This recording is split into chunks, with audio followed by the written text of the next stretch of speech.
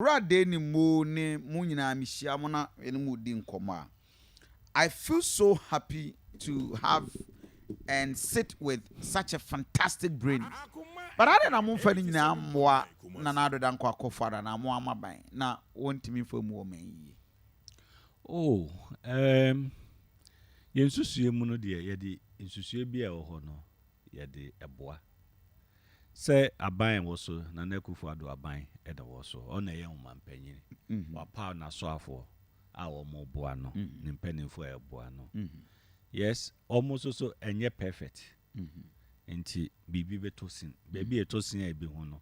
De beka na wo mo so no a tumi wo mo nsem no. Or de boa yewura kufu ado no. Wo mo so etu ho anam na wo matimi ayeye ahwa amana ye. Enti enye se obi wo nimde ene adwempa ene experience bi a ye ne wo mo enche. Ye ne wo mo eche. Ye ne wo mo chewi a de aka ye wo mo okita authority a e was wo mo de tu anamo no. Because you want pennyful mumpo omo ye integral part of government. Omo free muba no madwin omo do madwin de aba. Abrana they were in there and they had power to make things happen. Aden amamo no mo be mu aya muntimi nka bia na. Already no. Go vi media me nko mo enti no. Okay.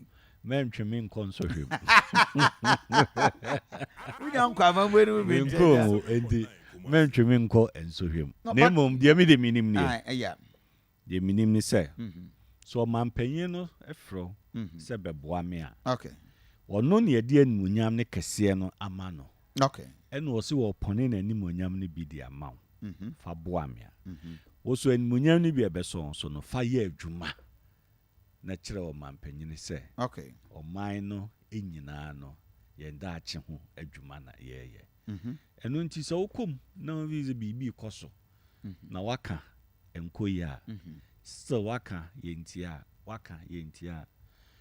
Kwasi broni de obeya say pamotwa no. I'll resign. Okay. If it's also me bom me din ene me integrity ho eban. Na emom unkowuram eni di mu nwie.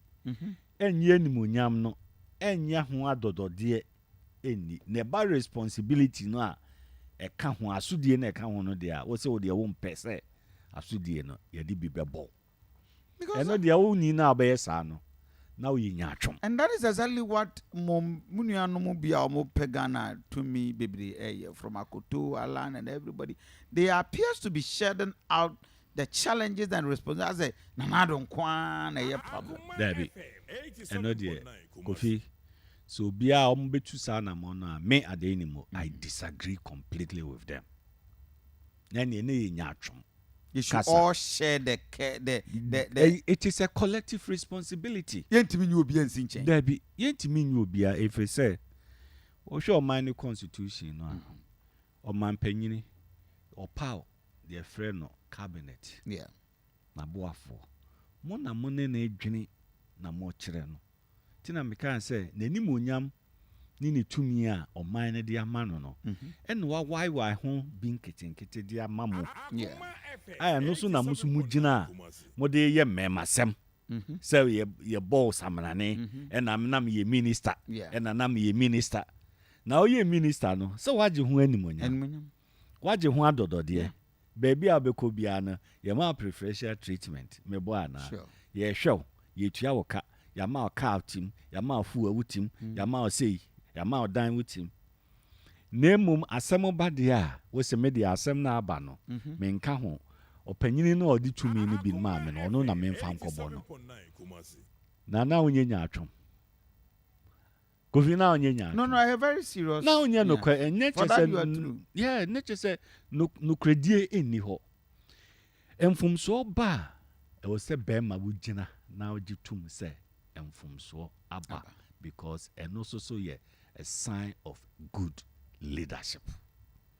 Ogitum wie na afi wo ka se en sanfumso na yaje atum ye wa kwanya ye de besesa no enti ye besesa no na emum onke ka se media menyimfumso ne ntum ana monfa sombo no nkobo nipa foforo na mmom ɛho animonyam ne adɔdɔdeɛ deɛ me deɛ manya me deɛ a megyina so nti me ba na yɛabɛka akyɛn sɛ na meyɛ former minister you are only being hypocritical and it also doesn't indicate sign of good leadership.